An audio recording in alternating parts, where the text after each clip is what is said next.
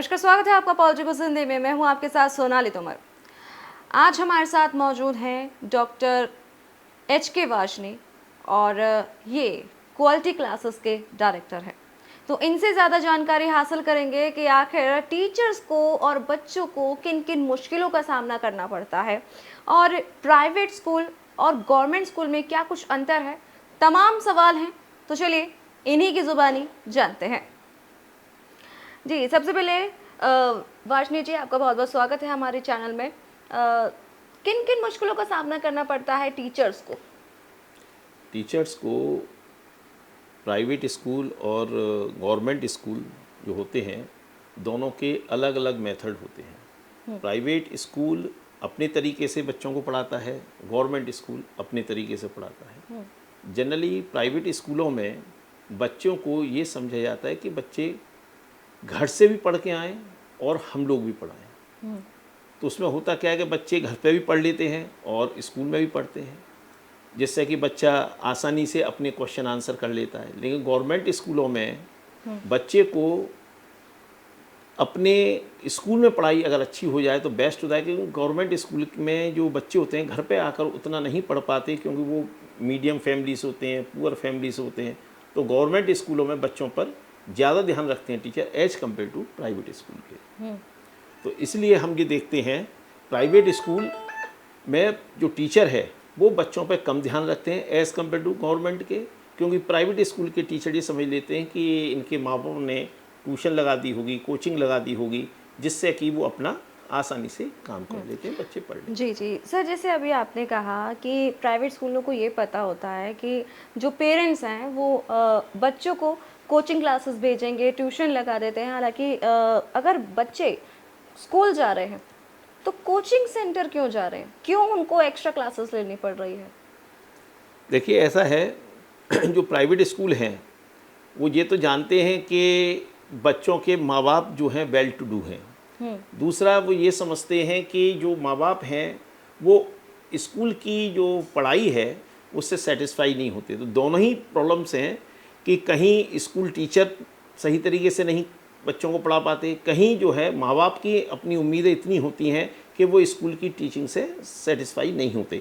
इसलिए वो अपने बच्चों को एडिशनल एजुकेशन देने के लिए प्राइवेट कोचिंग ऑफर करते हैं मेनली। तो कहा जा सकता है कि कई बार प्राइवेट स्कूलों में एक्स्ट्रा करिकुलर एक्टिविटीज़ होती है, डांस प्रोग्राम्स होते हैं। हालांकि गवर्नमेंट में भी होते हैं डांस प्रोग्राम्स, बट क्या डिफरेंस अगर हम देखना चाहें, दोनों में क्या डिफरेंस है, एक्टिविटीज़ में क्या डिफरेंस है? एक्टिविटीज़ में एक्चुअली प्राइवेट जो स्कूल होते हैं वो एक्टिविटी बहुत ज़्यादा कराते हैं। उनको ये इन्वॉल्वमेंट रखते हैं जिससे बच्चा हमारे स्कूल में किसी ना किसी एक्टिविटी में इन्वॉल्व रहे। लेकिन जो आपके गवर्नमेंट स्कूल होते हैं उनमें एक्टिविटी होती हैं, पर उतनी एक्टिविटी नहीं होती जितनी कि प्राइवेट स्कूलों में होती हैं। और दूसरा ये है कि प्राइवेट स्कूलों में एक्टिविटी करने के लिए पैसा आसानी से पेरेंट्स खर्च कर लेते हैं। गवर्नमेंट स्कूलों में जो एक्टिविटी होती हैं उसमें पेरेंट्स इतने आसानी से पैसे खर्च नहीं कर पाते, क्योंकि हर एक्टिविटी में पैसा लगता है। सर, अभी आपने कहा पैसे की बात कही है, मैं इस सवाल में आने वाली थी, लेकिन अब पहले आना पड़ेगा क्योंकि अभी आपने पैसे की बात कर दी है। क्या आपको नहीं लगता कि सरकारी स्कूल यानी कि गवर्नमेंट स्कूल से ज़्यादा पैसा खर्च प्राइवेट स्कूलों में होता है? माँ बाप का मैं समझता हूँ कि जितनी माँ बाप पैसा कमाते हैं उसका 50% पैसा अपने बच्चे की एजुकेशन में ही खर्च कर देते हैं। अगर इन केस अगर पेरेंट्स अपने बच्चों की एजुकेशन में इतना पैसा खर्च ना करें तो शायद उनका बच्चा इन स्कूलों में केवल स्कूल की प्राइवेट स्कूल की पढ़ाई से अच्छे मार्क्स लेके आएगा। ऐसा पॉसिबल नहीं है। इसका रीज़न ही यही है कि स्कूलों में इतना सारा मतलब पैसे के नाम पर, किसी ना किसी तरीके से पैसा लेने के नाम पर वो एक्टिविटी तैयार कर लेते हैं। जितना एक्टिविटी में पैसा नहीं खर्च होता उससे ज़्यादा वो उस तरीके से अपना अर्निंग कर लेते हैं। आप ये समझे ना सर कि प्राइवेट स्कूल में काफ़ी तमाम मतलब महंगी फीसेस होती है। कई बार तो लोग परेशान हो जाते हैं और एक माता पिता का एक सपना भी होता है कि हमारा बच्चा जो है एक अच्छे लेवल पर जाए, एक अच्छे स्कूल में जाए। और एक माइंड में आता है हर एक पेरेंट्स में कि सरकारी स्कूल से ज़्यादा बेस्ट है प्राइवेट स्कूल। वहाँ का नाम अच्छा है और उसी में ही पढ़ाने वो सोचते हैं, और एक सपना भी होता है। ऐसा क्यों होता है? क्या गवर्नमेंट स्कूल में पढ़ाई नहीं होती? देखिए, मेरा मानना ये है कि ये तो पेरेंट्स की थिंकिंग है, ऐसा नहीं। सरकारी स्कूल से बच्चे, बहुत सारे बच्चे सरकारी स्कूलों से पढ़े हैं जो IAS PCS डॉक्टर इंजीनियर बहुत सारी पोस्टों पर रहे हैं। ऐसा नहीं होता। ये तो बच्चा जो जिस स्कूल में पढ़ता है, ये बच्चे के ऊपर है कि बच्चा उस तरीके से जिस स्कूल में गया वो किस तरीके से वहाँ पढ़ रहा है, क्या उस एजुकेशन को सही तरीके से ले रहा है या नहीं ले रहा। अब प्राइवेट स्कूल की बात करें, प्राइवेट स्कूल में भी अच्छा पढ़ाया जाता है, लेकिन आपका बच्चा स्कूल में जाकर पढ़ता है या नहीं पढ़ता, मस्ती करता है, तो ये डिपेंड करता है बच्चे के ऊपर भी। वैसे कहा यह जाता है, ऐसा नहीं है कि गवर्नमेंट स्कूलों में जो बच्चे पढ़ते हैं बच्चे अच्छे नहीं होते। ये दोनों ही बातें हैं कि बच्चा स्कूल में जाकर क्या करता है उस बात पर डिपेंड करता है। प्राइवेट स्कूल से भी बच्चा बहुत अच्छा निकलता है और गवर्नमेंट स्कूल से भी, दोनों से निकलता है। लेकिन हाँ, हम लोगों का, पेरेंट्स का ये मानना होता है कि एक बेस्ट स्कूल है, अगर उसमें बच्चा पढ़ेगा तो उसके लिए अच्छा नाम है। नो डाउट, जिस स्कूल का नाम होता है उससे कुछ ना कुछ असर तो पड़ता है। लेकिन फीस की अगर बात की जाए सर, तो काफ़ी ज़्यादा मनमानी तरीके से आजकल फ़ीस वसूली जा रही है। अगर दिल्ली की बात की जाए तो दिल्ली में हाल ही में अभी एक आया था कि पेरेंट्स जो है कह रहे थे कि मनमानी तरीके से पैसे वसूले जा रहे हैं। अगर आप देखें कि पहले की और अब की पढ़ाई में काफ़ी ज़्यादा अंतर है।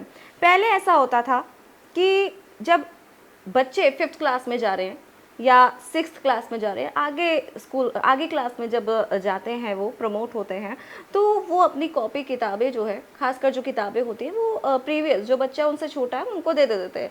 लेकिन अब ऐसा नहीं होता है। अब वो या तो रद्दी में चली जाती है या वो पड़ी रहती है। ऐसा क्यों है? पहला सवाल तो यही है कि ऐसा क्यों हो रहा है। और कई बार स्कूल में ऐसा भी होता है कि पढ़ाई अगर सेम है, स्टडी तो हमको सेम ही करनी है। अगर एग्जाम्पल ले ले, साइंस की कॉपी, साइंस की किताब या फिर मैथ्स की बुक अगर हम ले लेते हैं, तो वो बुक का कवर जो होता है वो चेंज कर देते हैं। लेकिन हाँ, जो उसके अंदर का मटेरियल है, जो चैप्टर्स है, जो लेसन्स है, वो सारे सेम टू सेम है। क्योंकि पढ़ाई तो वही होगी। अगर 10th स्टैंडर्ड की लेंगे आप तो वही पढ़ाई होगी, 5th स्टैंडर्ड की लेंगे तो वही पढ़ाई होगी। तो ऐसा क्यों? कहीं ना कहीं तो पैसे खाने वाली बात हो रही है। बिल्कुल सही बात है। ये हमारे टाइम में ऐसा नहीं होता था। हमारे टाइम में ये था कि जो मैंने बुक पढ़ी है, मेरे छोटे भाई पढ़ेगा, मेरी छोटी बहन पढ़ेगी, वही बुक पूरा शायद चाचा मामा जितने बच्चे होते थे सबके बच्चे पढ़ लिया करते। लेकिन आज ये प्राइवेट स्कूलों ने ये पैसा कमाने का धंधा कर लिया है। कहने का मतलब ये है कि अगर कोई 100 रुपये की बुक है, और जो 100 रुपये की बुक है वो जो है बुक जो है मार्केट में या कहीं भी अगर देखी जाए तो 50 रुपीज़ की होगी, तो उनके लिए कम से कम 50-60% का एक तरह से पेमेंट का बहुत इजाफा होता है। तो हर बच्चे को नई साल देने का मीनिंग होता है कि लाखों करोड़ों रुपए इस तरह की किताब के नाम पर, बुक्स के नाम पर ये लोग कमा लेते हैं जी। तो इसका मतलब ये हुआ कि जब किताबें हर साल देंगे, हर साल कमाई होगी। अगर यही बुकें जो उनके 8th क्लास वाले बच्चों की बुकें वो 7th वालों को दी जाएंगी, 7th वाले 6th वालों को दी जाएंगी, तो पेरेंट्स के ऊपर भी बोझ कम पड़ेगा। लेकिन स्कूल इसलिए नहीं करेगा ऐसा कि उसकी जो कमाई का धंधा है वो बंद हो जाएगा। पैसे कायदे में ये धंधा बंद होना चाहिए, जिससे पेरेंट्स के ऊपर भी मतलब खर्चा कम पड़ेगा। दूसरा, जो एनवायरनमेंट है वो उसका बहुत बड़ा इफेक्ट होगा, क्योंकि ये बुक्स जो बनेंगी वो कहीं ना कहीं लकड़ी से, इन सब चीज़ों से, इनके मतलब जो कहते हैं ये बनाने की तरीका प्रोसेस है, उन चीज़ों से बनता है। तो कहने का मतलब ये एनवायरनमेंट भी अच्छा होगा, पेपर बचेगा, पेपर बचेगा। और मैं कहने का सेंस ये हुआ कि बच्चों, पेरेंट्स की जो जेब है वो भी कम। हाँ सर, जैसे ये तो हो गई बुक्स की बात, लेकिन कई बार प्राइवेट स्कूल में अभी से नहीं, लगभग 10-15 सालों से ऐसा लगातार चलता आ रहा है। और अगर मैं भी अपनी पर्सनल बात करूँ तो वहाँ पर भी ऐसे ही होता था। तमाम चीज़ें ऐसे होती हैं कि स्कूल डायरीज आपको लेनी है, नहीं बच्चा उसमें कर सकता है, लेकिन स्कूल डायरी आपको ज़रूर लेनी है। कवर आपको स्कूल से ही लेनी है। उसमें अब आपका पहले होता था, आपके टाइम में होता होगा कि ब्राउन कलर की शीट आती थी, वही आप, और उस टाइम पर तो न्यूज़पेपर से भी आप कवर चढ़ा लेते थे। और अपनी तरफ से आप स्टेशनरी जाकर के कोई भी आप कवर चढ़ा सकते थे। लेकिन अब के टाइम में ऐसा नहीं होता है। अब होता है कि स्कूल का लेबल लगा होगा, कौन से आप स्कूल में है वो लेबल लगा होगा, प्लस स्कूल से ही वो मिलेगा आपको। स्टिकर्स भी आपको स्कूल से ही लेने होंगे। साथ ही साथ अगर डायरी है वो भी आपको स्कूल से लेनी होगी, बुक्स भी आपको स्कूल से ही लेनी होगी, कॉपीज भी आपको स्कूल से लेनी होगी। क्योंकि पहले के टाइम में ऐसा होता था कि 10-15 रुपए की कॉपी है या 20 रुपए की कॉपी है, आप अपने बजट के अनुसार आप बाहर से ले सकते थे। जी जी बिल्कुल। रजिस्टर आप बाहर से ले सकते थे क्योंकि सिर्फ पढ़ना ही तो है हमको, बिल्कुल, बिल्कुल। ले सकते थे आप। लेकिन अब ऐसा नहीं है, अब आपको सिर्फ स्कूल में ही लेनी पड़ेगी। खास बात, मेन बात इसमें ये भी है सर कि प्राइवेट स्कूल में अब ड्रेसेस भी स्कूल से ही लेनी पड़ेगी। हाँ, जी, जी। ये देखिए, इस चीज़ में देखा जाए जो एजुकेशन की फीस है, चलो वो तो है ही, लेकिन कमाई का धंधा, ये इनके स्कूल ड्रेस है, इनकी किताबें हैं, ये कई गुना ज़्यादा है।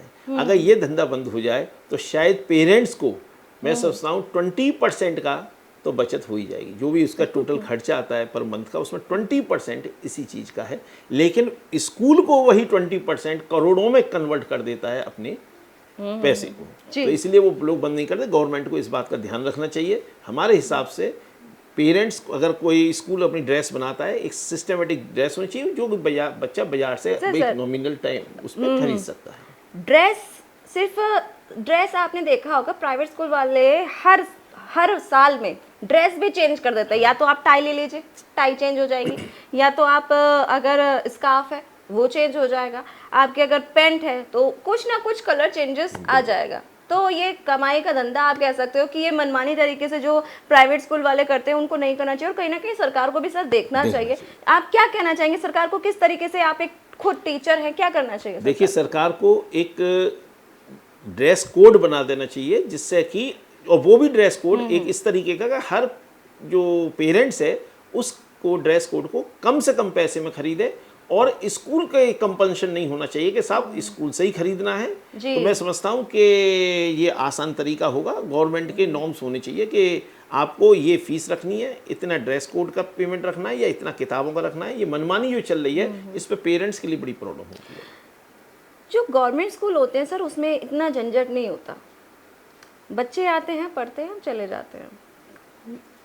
क्या हम ये अंदाज़ा लगा सकते हैं कि जो पेरेंट्स होते हैं, जो हाई फाई लेवल पर पेरेंट्स है, एक होता है मिडिल क्लास और एक होता है अपर क्लास, तो जो अपर क्लास है वो मनमानी तरीके से इसको कहीं ना कहीं बढ़ावा दे रहे हैं? बिल्कुल बिल्कुल, यही रीज़न है कि जितने प्राइवेट स्कूल हैं उसमें ये देख लिया जाता है कि जो पेरेंट्स की पॉकेट कितनी अलाउ करती है, और पेरेंट्स भी देखता है कि मैं अपने बच्चे ऊपर कितना खर्च कर सकता हूँ। तो जो हाई क्लास जो कम्युनिटी है उसके ऊपर असर नहीं पड़ता, जो मीडियम क्लास कम्युनिटी है उसके ऊपर बहुत बड़ा असर पड़ता है। तो ये चीज़ जो है, चाहे हाई क्लास हो या मीडियम हो या लो हो, हर किसी के लिए एक यूनिवर्सल दायरा होना चाहिए, जिसमें कि हर किसी पर किसी पे भी बोझ ना। जी सर, जब प्राइवेट स्कूल वाले एक्टिविटीज़ देते हैं सरकार, वो बच्चों को जब एक्टिविटीज़ देते हैं तो पेरेंट्स वो एक्टिविटीज़ में मदद करते हैं कई बार।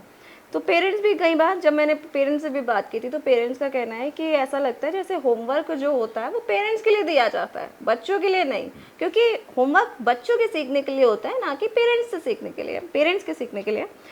लेकिन पेरेंट्स करते हैं, और कहीं ना कहीं माइंड में ऐसा आता है पेरेंट्स के कि हम जो ये बच्चों के लिए कर रहे हैं, जो एक्टिविटीज़ बच्चों के लिए मिल रही है तो काफ़ी अच्छी है, बहुत अच्छी है, और उसके लिए जो पेरेंट्स हैं वो एक्स्ट्रा पैसा खर्च भी करते हैं। कुछ भी आप मॉडल्स अगर बनाते हैं या कुछ भी बनाते हैं तो उसके लिए एक्स्ट्रा खर्चा ज़्यादा होता है। तो क्या कहीं ना कहीं ऐसा नहीं है कि पेरेंट्स के मानसिकता के साथ भी खेला जा रहा है? देखिए, बिल्कुल सही बात है। एजुकेशन में अगर मैं देखूं, जो आप बात कहना चाह रही हैं, अगर स्कूल हो या कोचिंग हो या कोई भी हो, उस एजुकेशन को बुक से हटा करके प्रैक्टिकल में चेंज कर दे तो बच्चे को कम मेहनत में, कम मानसिक तनाव में बहुत अच्छा रहेगा। स्कूल कोई एक्टिविटी देता है, पेरेंट्स सोचते हैं, या कोई होमवर्क दे देता है तो वो पेरेंट्स को ही करना पड़ता है, बच्चे पे ना तो इतना समय होता है। इस तरीके का होमवर्क होता है कि बच्चे को उसमें बहुत टाइम लगेगा।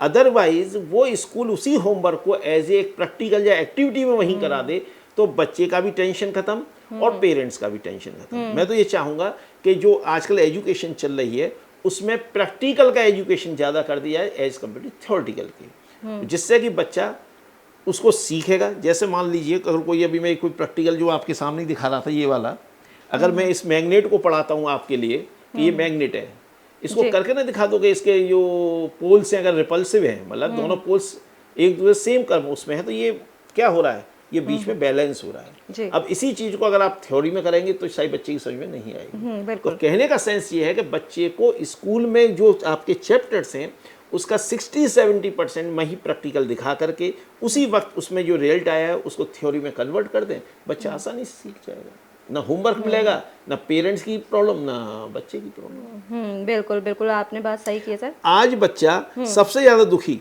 पढ़ने का अगर बच्चे पूछी जाए कि बच्चा क्यों परेशान है, सबसे ज़्यादा बच्चा दुखी है जो होमवर्क मिलता है, जो उसको रटने का काम मिलता है, उससे सबसे ज़्यादा दुखी है। अगर ये दोनों काम हटा दिया जाए तो शायद स्टडी बच्चा आसानी से और अच्छा रहेगा और जॉयफुल तरीके से करेगा। सर ये तो प्रैक्टिकल की बात है, ड्रेस की बात हुई हो गई कि लगातार जो है प्राइजेस बढ़ रहे हैं, फीस कह सकते हैं कि फीस बढ़ती जा रही है। क्या ये सब चीज़ें सरकारी स्कूल में नहीं? देखिए, सरकारी स्कूल में जो फैमिली हैं या जो पेरेंट्स हैं वो मीडियम और लो लेवल के होते हैं। तो माँ जो गवर्नमेंट स्कूलों में ये मालूम पड़ जाता है कि मानसिकता होती है कि ये पेरेंट्स हमको कितना खर्च कर सकता है, ये किस लेवल का है। तो वहाँ उनके लिए उतना नहीं कहे। फिर दूसरा, गवर्नमेंट का भी वहाँ हस्तक्षेप होता है कि आप इससे ज़्यादा फीस नहीं ले सकते या इससे ज़्यादा आप ड्रेस कोड नहीं बनवा सकते, ये सब चीज़ें वहाँ होता है। तो वहाँ पेरेंट्स को कम चीज़ें उठानी पड़ती है, क्योंकि वहाँ हाई क्लास आदमी तो जाता नहीं है। जबकि ऐसा देखा गया है कहीं कहीं गवर्नमेंट स्कूल इन प्राइवेट स्कूलों से अच्छा एजुकेशन दे रहे हैं। तो मैं नहीं समझता कि सरकारी स्कूल की एजुकेशन खराब है, बशर्ते पेरेंट्स की मानसिकता बदल जाए कि हमको बच्चे को वहाँ एजुकेशन दिलानी है जहाँ एजुकेशन इस स्कूल में अच्छी होती है, चाहे वो प्राइवेट हो या सरकारी हो। सर आपको ऐसा नहीं लगता कि आज के समय में जो शिक्षा है वो कहीं ना कहीं बिक चुकी है? इसमें तो कोई शक ही नहीं है। अगर मैं ज़्यादा बोलूँगा तो सही नहीं है। एजुकेशन तो 100% बिक चुकी है। आप ये कहिए एजुकेशन के साथ साथ जो आपका मेडिकेशन है, जो आपका हेल्थ पोर्शन है, ये दोनों ही बिक चुके हैं। अगर ये फ्री कर दिए जाएं तो मैं समझता हूँ हिंदुस्तान का रिजल्ट बेस्ट होगा। आप एजुकेशन को किसी तरीके से फ्री कर दीजिए, आप हेल्थ को फ्री कर दीजिए, मैं समझता हूँ इन दोनों के जो जिसमें कमाने का धंधा है इन लोगों का, वो शायद जीरो हो जाएगा। और हिंदुस्तान का या अपने देश का जो रिजल्ट है वो किसी ज़माने में 100-200 साल पहले जैसे हमारे यहाँ एजुकेशन होती थी, हेल्थ होती थी, उस टाइप हो जाएगी। ये तो सोने में सुहागा अगर ऐसा हो जाता है तो। यहाँ कहीं ना कहीं पेरेंट्स को भी समझना चाहिए कि हमारे बच्चे को एक्टिविटीज़ के साथ साथ पढ़ाई भी काफ़ी ज़्यादा इम्पोर्टेंट है, क्योंकि अब जिस तरीके से पढ़ाई चल रही है तो कहीं ना कहीं ऐसा हो रहा है कि पढ़ाई कम और एक्टिविटीज़ ज़्यादा हो रही है, जिससे कि पढ़ाई से बच्चा कभी थोड़ा सा पीछे हो रहा है। आपको नहीं लगता? देखिए, यहाँ एक और मैंने देखा है, जो आप बात कहना चाह रहे हैं बिल्कुल सही है। एक्टिविटी ठीक है 50%। पेरेंट्स ने भी अपनी उम्मीदें इतनी कर दी हैं कि बच्चे को 1 या 2 एक्टिविटी कराएं। पेरेंट्स भी चाहते हैं कि वो हर ऑलराउंडर बन जाए। 10-10, 20-20 टाइप की एक्टिविटी है। आजकल बच्चे को मोबाइल से फुर्सत मिलती नहीं है। स्कूल से बच्चा 3-4 बजे आता है, फिर उसको पेरेंट्स ने 3-3, 4-4 एक्टिविटी करा रखी हैं, तो बच्चा उसमें इम्प्रूवमेंट नहीं होता। एक्टिविटी ये देखें, सबसे पहले स्कूल भी है, स्कूल भी ये देखें, पेरेंट्स भी देखें मेरे बच्चे को क्या अच्छा लगता है। जो चीज़ अच्छी लगती है वही एक्टिविटी में आप हुनर उसको कंप्लीट कराइए, उसी को आगे बढ़ाइए, ना कि 10-10 एक्टिविटी में। टीचर्स को भी चाहिए कि बच्चा क्रिकेट अच्छा खेलता है, बच्चा ड्राइंग अच्छी करता है, तो उसको केवल उसी एक्टिविटी में आगे बढ़ाना चाहिए, ना कि डिफरेंट एक्टिविटी कराएं। सर कुछ पेरेंट्स मैंने ऐसे भी देखे हैं, जब मेरी बात हुई तो कुछ का कहना है कि हमारा बच्चा जो है अगर क्रिकेट खेलता है तो वो सिर्फ क्रिकेट ना खेल करके पढ़ाई भी करे। और कुछ पेरेंट्स मैंने ऐसे भी देखे हैं जिनका कहना है कि अगर पढ़ाई करेगा तो बच्चा क्रिकेट तो खेल ही नहीं पाएगा, तो वो पढ़ाई थोड़ा सा बैक में लेकर के सिर्फ क्रिकेट ही खिलाने में, यानी कि जो भी उनका स्पोर्ट्स है वो उनको आगे कंटिन्यू करते हैं। तो इस बेसिस पर पेरेंट्स को क्या करना चाहिए? क्योंकि काफ़ी पेरेंट्स इसमें कंफ्यूज्ड रहते हैं कि हम अपने बच्चे पर आगे पढ़ाई, क्योंकि पढ़ाई तो ज़रूरी है ही, education is important, but sports is also important. तो किस तरीके से आपने बहुत अच्छा क्वेश्चन किया। देखिए, इस काम के लिए जो फॉरेन के स्कूल हैं, जो मैं ये काम करता हूँ, ये किताब है, हाँ जी हाँ जी, इस पे साफ साफ लिखा हुआ है DMIT, डर्मेटोग्राफिकल मल्टीपल इंटेलिजेंस टेस्ट। मैं अपने यहाँ जो भी बच्चे होते हैं सबसे पहले मैं ये टेस्ट करता हूँ, जिससे कि जो अभी आपने क्वेश्चन करा, इसमें ब्रेन के ऊपर टोटल रिसर्च हो जाती है। बच्चे को क्या इंटरेस्ट है, इनबॉर्न एबिलिटी, जन्मजात गुण बच्चे के क्या हैं, वो सब कुछ मालूम पड़ जाते हैं।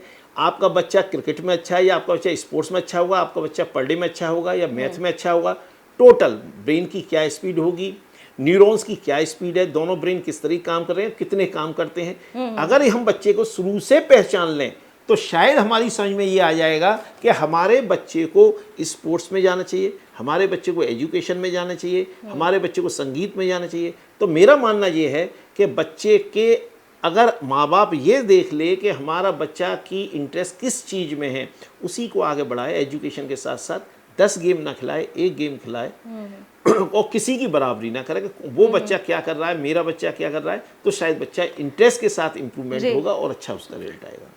सर ये सवाल मैंने इसलिए किया था क्योंकि काफ़ी पेरेंट्स को ये कन्फ्यूज़न रहती है। उनको ये लगता है कि बच्चा हमारा पढ़ाई में भी आगे रहे और बच्चा हमारा स्पोर्ट्स में भी आगे रहे। लेकिन ये तो आपने बहुत अच्छी बात कही है कि ये तो आपके ब्रेन के ऊपर डिपेंड करता है कि बच्चा आपका किस बेसिस पर जाएगा, पढ़ाई में आगे जाएगा या फिर एजुकेशन में या फिर स्पोर्ट्स में।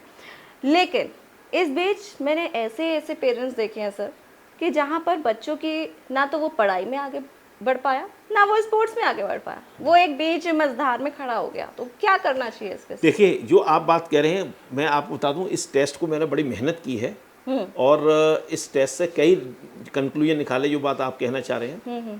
भगवान ने किसी बच्चे को ऐसा नहीं भेजा है कि वो कुछ ना करे। पहचानने की जरूरत है टीचर को भी, पेरेंट्स को भी, कि बच्चा किसी ना किसी चीज़ में फील्ड में अच्छा होगा ही होगा। अगर वो चीज़ पहचान ली तो आप आसानी से बच्चे को वो तरीके से पढ़ा सकते हैं। जैसे कि मैं अभी आपने कहा कि स्पोर्ट्स में या पढ़ने में, ऐसा नहीं है। स्पोर्ट्स से ये जो हो सकता है वो संगीत में अच्छा हो सकता है वो ड्राइंग में अच्छा हो सकता है वो आर्किटेक्ट में अच्छा हो। उसके गुण को पहचानना है। अगर वो आपने पहचान लिया और उसी में अगर वो बच्चा आगे बढ़ता है तो एक्सीलेंट रिजल्ट देता है। अब मैं आपको मिसाल के तौर पर क्रिकेट की बोल दूं, सचिन तेंदुलकर कितने पास होंगे, शायद 10th क्लास।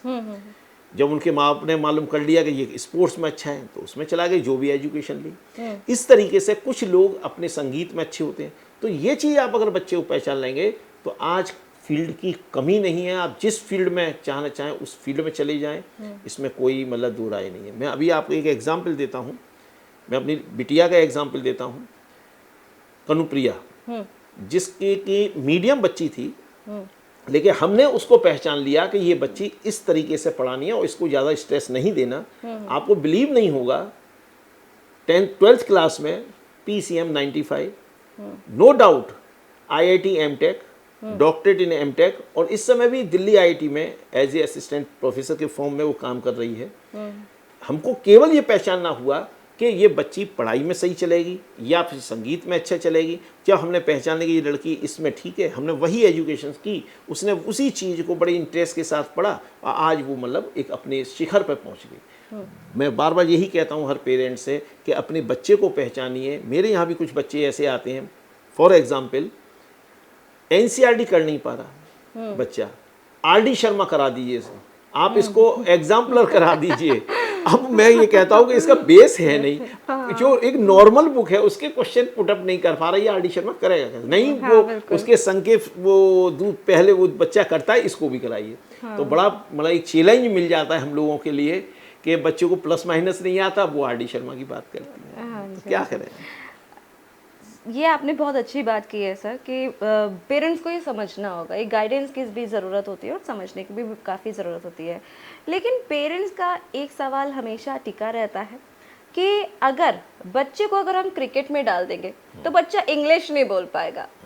सवाल रहता है कि बच्चा इंग्लिश नहीं बोल पाएगा, उसको नॉलेज नहीं होगी, उसको नौकरी नहीं मिलेगी। अगर आप क्रिकेटर या कोई भी अनदर आप बन जाते हैं तो आपको अगर नॉलेज ही नहीं होगी तो आपको कहीं ना कहीं नौकरी नहीं मिल पाएगी। तो एजुकेशन इज अ मस्ट। इस पर आप क्या कहना चाहेंगे? देखिए, नो डाउट एजुकेशन मस्ट है, लेकिन ये भी बात सही है कि इंग्लिश एक यूनिवर्सल लैंग्वेज हो गई है।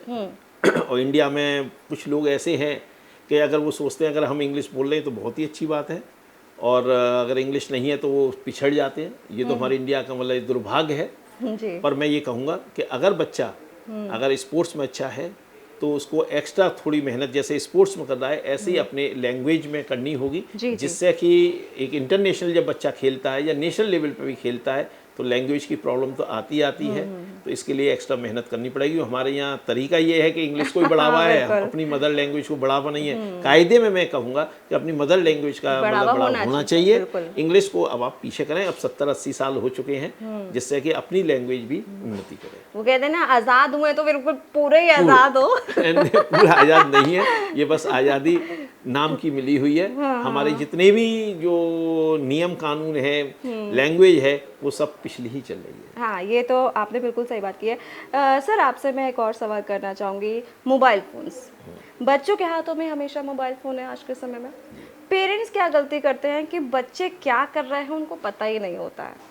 इसको लेकर आप क्या कहना चाहते हैं? देखिए, जो आपने एक बात कही है, मैं आगे भविष्यवाणी कुछ कर देता हूँ। ये मोबाइल जो रखा है जी, आज नहीं तो कल आने वाली जनरेशन कान से कम सुनेगी, आँख से कम देखेगी। रेडिएशन जो आपके शरीर में जो भी हम देख रहे थे, रेडिएशन इतना हो जाएगा इस शरीर के अंदर कि इसका ऑर्गन्स पे इतना बैड इफेक्ट पड़ेगा जो अभी नहीं महसूस हो रहा है। जैसे फॉर एग्जांपल, मैं आपको एक एग्जांपल देता हूँ। मैं कई जगह देखता हूँ कि बच्चा 1 साल का है, 2 साल का, माँ उसको ऐसे देख खुश होती है कि बच्चा क्या देख रहा है, और आफ्टर सम टाइम वो बच्चा बिना मोबाइल के रह नहीं सकता। जैसे ही मोबाइल छुड़ाए वो रोने लगता है। तो ये होना ये है कि मोबाइल का इतना बैड इफेक्ट है। तो मैं पेरेंट्स को यही कहूँगा कि घर पे बच्चे के सामने जब आप इतना देर तक रात दिन मोबाइल चलाते हैं तो बच्चा क्यों नहीं चलाएगा। मैं कहूँगा पेरेंट्स को भी बच्चे को टाइम दें और मोबाइल को कम से कम यूज करें। सर, आज के समय में स्मार्ट क्लासेस हो रहे हैं। होमवर्क अगर बच्चों को मिलता है तो स्मार्ट होमवर्क मिलता है। आप मोबाइल में ही पीडीएफ दे देते हैं स्कूल में, कॉलेजेस में भी आजकल मोबाइल में ही दे देते हैं और आपको सारा काम करना है मोबाइल से ही। तो मोबाइल अगर स्कूल में ही ये अलाउड कर दिया गया है, पहले के टाइम पर मोबाइल फ़ोन अगर आते थे स्कूल में तो चेकिंग हो जाती थी और फाइन लग जाता था, बट अब ऐसा नहीं होता। अब मोबाइल फ़ोन्स भी अलाउड है, चाहे वो कॉलेजेस हो या फिर स्कूल हो। बट अब क्या है कि सारी पढ़ाई आपकी फ़ोन से ही कर दी गई है। रिसर्च की अगर बात की जाए तो वो भी अब बच्चे जो है कंप्यूटर में ना लग करके, पहले कंप्यूटर में लगते थे बट अब कंप्यूटर में ना लग करके मोबाइल फ़ोन से ही इंटरनेट के थ्रू सब कुछ सर्च कर लेते हैं। तो अगर पढ़ाई ही मोबाइल से ही है तो कहाँ छूटेगा बच्चे का मोबाइल? देखिए, मैं तो ये कहूँगा अगर ऐसा है तो बच्चे के लिए गवर्नमेंट को एक ये प्रयास करना चाहिए कि जो एजुकेशन है, जैसे 12th की एजुकेशन, 10th की, तो उस मोबाइल में केवल वो मोबाइल ही पर्टिकुलर एजुकेशन से रिलेटेड ही हो, उसमें इधर उधर की चीज़ें ना हो। मेरा कहने का सेंस ये है कि अगर आपको, जैसे आपने बुक बनाई है 12th की, ऐसे ही 12th का मोबाइल टाइप की चीज़ बना दी जाएगी। भाई इलेक्ट्रॉनिक्स डिवाइस इतने बन रहे हैं तो एजुकेशन का ही एक इलेक्ट्रॉनिक डिवाइस बना दिया जाए जो मोबाइल की तरह काम हो, जिस पर केवल एजुकेशन संबंधित चीज़ें आप देख सर्च कीजिए।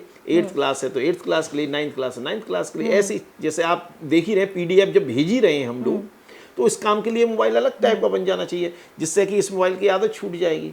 पर चक्कर ये कि जैसा ज़माना है वैसे ही आपको ढलना होगा।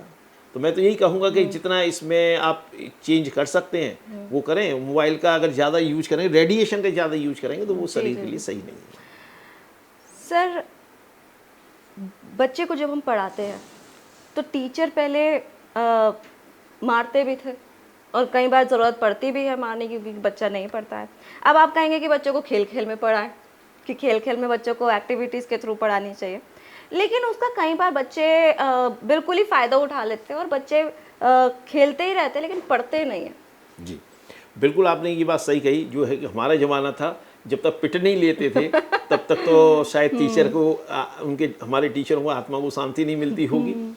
और सन 98 में या 2000 के टाइम से जब से कि ये चीज़ हट गई, गवर्नमेंट ने ये हटा दिया, तो मैं ये कहूँगा कि इसके बेनिफिट और दोनों ही चीज़ें हैं। देखिए, बिना बह के कोई कहावत उसमें है, बिन बह प्रीत ना होत गोसाई।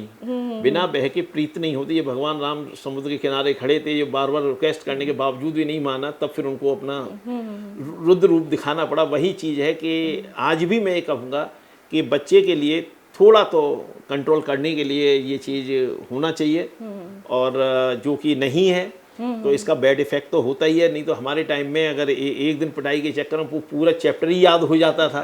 मालूम पड़ता है कि कल सुबह पिटाई होनी है तो पूरा रात भर में चैप्टर तैयार हो जाता। चूंकि आज नहीं है तो ये तो बड़ा गलत है। कुछ ना कुछ तो इस पे मतलब होना चाहिए जिससे कि बच्चा पढ़े। दूसरा, जमाने के देखते हुए चलिए ठीक है, अब टीचर भी क्या सोचता है कि अगर मैं मारूंगा तो मेरे लिए ही प्रॉब्लम क्रिएट हो जाएगी, उसका पेरेंट्स आ जाएगा। जैसा मैंने कई जगह देखा है कि अगर किसी टीचर ने थोड़ा मार भी दिया तो उसको FIR कर दी। पुराने टाइम में तो बच्चे ही नहीं घर पे आकर बताता था कि मैं पिट के आया हूँ। हाँ हाँ बिल्कुल। लेकिन सर कहीं ना कहीं टीचर्स भी, सब टीचर्स नहीं लेकिन कहीं ना कहीं टीचर्स ने भी फायदा उठा लिया कि काफी आपने वीडियोस भी देखी होंगी कि इतना बुरी तरीके से पीटा कि बच्चों को हॉस्पिटल तक जाना पड़ गया। जी बिल्कुल सही कह रहे हैं। उसका टीचर क्या है, उसका मेन रीज़न क्या है कि आजकल इतना हर इंसान के ब्रेन पर प्रेशर है कि वो समझ नहीं पाता क्या सही है क्या गलत है। तो कहने का मेरा मतलब ये है कि ब्रेन पे जब इतना टेंशन रख के चलोगे तो वो फ्रस्ट्रेशन चाहे स्टूडेंट पे उतरे, चाहे टीचर पे उतरे, बच्चे पे उतरे या अपने आप पे उतरे, घर पे उतरे, वो तो होता ही है। तो मैं तो ये कहूँगा कि जो मैं यहाँ एक काम करता हूँ ब्रेन के ऊपर, जिसमें कि मेडिटेशन से ये फ्रस्ट्रेशन खत्म हो जाएगा। तो स्कूल में क्लास के अंदर एक पीरियड मेडिटेशन का होना चाहिए, जिससे कि बच्चा, टीचर, इन सब के फ्रस्ट्रेशन, जैसे कई कंपनियां हैं फॉरेन में, वो अपने पहले एम्प्लॉय के लिए पहले मेडिटेशन कराती हैं आध घंटे का, तब फिर अपने एम्प्लॉय को अपने वर्क पर भेजती हैं। वही चीज़ है कि बच्चे के पढ़ाई के साथ साथ उनको मेडिटेशन का जरूर होना चाहिए। मेडिटेशन से ब्रेन बहुत शांत होता है, शांत होगा तो अच्छी पढ़ाई होगी, और जो फ्रस्ट्रेशन जो आप बता रहे हैं टीचर का, उसका वो बिल्कुल नहीं होगा। सर आप पेरेंट्स को क्या राय देना चाहेंगे कि वो बच्चे का एडमिशन कहाँ करवा सके, क्योंकि ये एक मेन पॉइंट है। कई बार पेरेंट्स कंफ्यूज रहते हैं कि वो उनका बच्चा कौन से स्कूल में पढ़े। देखिए, अगर आपको यही देखना है कि कौन से स्कूल में पढ़े, तो पहले तो ये देख लो कि मेरा बच्चा किस कैलिबर का है। मेरा बच्चा शरारती है, मेरा बच्चा पढ़ने में अच्छा है या पढ़ने में अच्छा नहीं है। फिर ये देखें कि जो स्कूल है उसका स्टाफ, जो टीचिंग स्टाफ है, स्कूल को छोड़ दिए, स्कूल का नाम चाहे कोई भी सही, नाम नहीं लेना चाहिए मुझे, स्कूल का नाम कोई भी सही, उसके अंदर पढ़ाने वाले टीचर किस तरीके के हैं। अब जैसे मेरे यहाँ आते हैं, मैं तो पूरे 24 घंटा ऐसे जॉयफुल रहता हूँ, तो मुझसे कहते हैं कि आप कभी गुस्सा क्यों नहीं होते। अरे मुझको बच्चे की कमजोरी पकड़नी है। मेरा क्वेश्चन ये है कि जिस स्कूल में आप अपने बच्चे को एडमिशन दिलाने जा रहे हैं, वहाँ ये देखें टीचर कितना एक्सपीरियंस है, टीचर क्या जॉलीफुल है या इरिटेट है, तो उस बेस पर स्कूल में एडमिशन कराना चाहिए, ना कि नाम देख करके कराना चाहिए। कि अल्टीमेटली नाम स्कूल का नहीं एजुकेशन देगा, टीचर एजुकेशन देगा। हाँ, कई बार ऐसा होता है ना, लुक्स देख करके स्कूल का, बिल्डिंग्स देख करके, और बच्चे जो है कितने ज्यादा इस स्कूल में पढ़ रहे हैं। कई बार ऐसा भी होता है कि पेरेंट्स ऐसे ही देख करके एडमिशन करवाते हैं। हाँ। कि बिल्डिंग बहुत अच्छी लग रही है, मेरा बच्चा यहाँ अच्छे से पढ़ेगा। हाँ सर, बच्चों को क्या राय देना चाहेंगे, क्या ऐसी सलाह देना चाहेंगे कि बच्चा जो है आगे तरक्की कर सके? देखिए, ये बहुत अच्छा क्वेश्चन है। मैं तो ये कहूँगा, रीड, राइट एंड रिसाइट, पढ़ो, लिखो और दोहराओ। इसका मीनिंग क्या है? बच्चे को ये समझना चाहिए कि मैं जब स्कूल से पढ़ के आया, बिल्कुल खाना खाए, थोड़ा खेले कूदे, जो आज की पढ़ाई है वो आज ही खत्म कर ले, कल के लिए न टाले, पहली बात। दूसरी बात ये है, जो मैं अपने ऊपर करता हूँ या बच्चों को यहाँ कराता हूँ, विजुअलाइजेशन। बच्चे को जो पूरे दिन में पढ़ा है, सोने से 15 मिनट पहले उसको स्टडी करके अपने पूरे ब्रेन में घुमाए। तो उससे क्या होता है, मैं एक एग्जांपल देता हूँ कि पूरे दिन जो आप कभी कोई सामान खरीदे हैं, दुकानदार पूरे दिन अपने साड़ी वाड़ी जो दिखाता है, और रात को जब 1 घंटा आखिर में बंद करने वाला होता है, फिर स्टॉक को पूरा अरेंजमेंट करके जाता है। जी जी जी। पूरे दिन जितना हमने कार्यक्रम किया वो ब्रेन के अंदर कहीं ना कहीं फैला हुआ है। रात को जब सोने से 15-20 मिनट पहले उसके जो भी पूरा पढ़ा है उसको विजुलाइज करें, ब्रेन के अंदर स्टोर करें, अलग अलग मेमोरी होती हैं, उसके अंदर स्टोर करने के बाद फिर सोएं। दूसरी बात क्या है, मोबाइल को, ये मतलब साइंटिफिक टेक्नोलॉजी है, मोबाइल को आप सोने से 1 घंटे 2 घंटे पहले स्विच ऑफ कर दें। जब तक उसका रेडिएशन आंख पे पड़ता रहेगा, आपका ब्रेन ये सोचता रहेगा अभी दिन है, और जब तक ये लाइट फ्लैश की जैसे लाइट आ रही है आंख पे पड़ती रहेगी, कभी रात नहीं होगी आपके अंदर। रात नहीं होगी तो आपको नींद नहीं आएगी, नींद नहीं आएगी तो सारे दिन आपका बेकार जाएगा। मैं कभी कभी स्टूडेंट को देखता हूँ कि यहाँ के सोते हैं। तो राय स्टूडेंट को ये है, आप पूरे दिन जो काम किया है उसको मतलब सही करें। मोबाइल का यूज सोने से 2 घंटे पहले छोड़ दें, और साउंड स्लिप लें 6 घंटे की, 8 घंटे की, जिससे कि आप जो है अच्छा उन्नति करेंगे।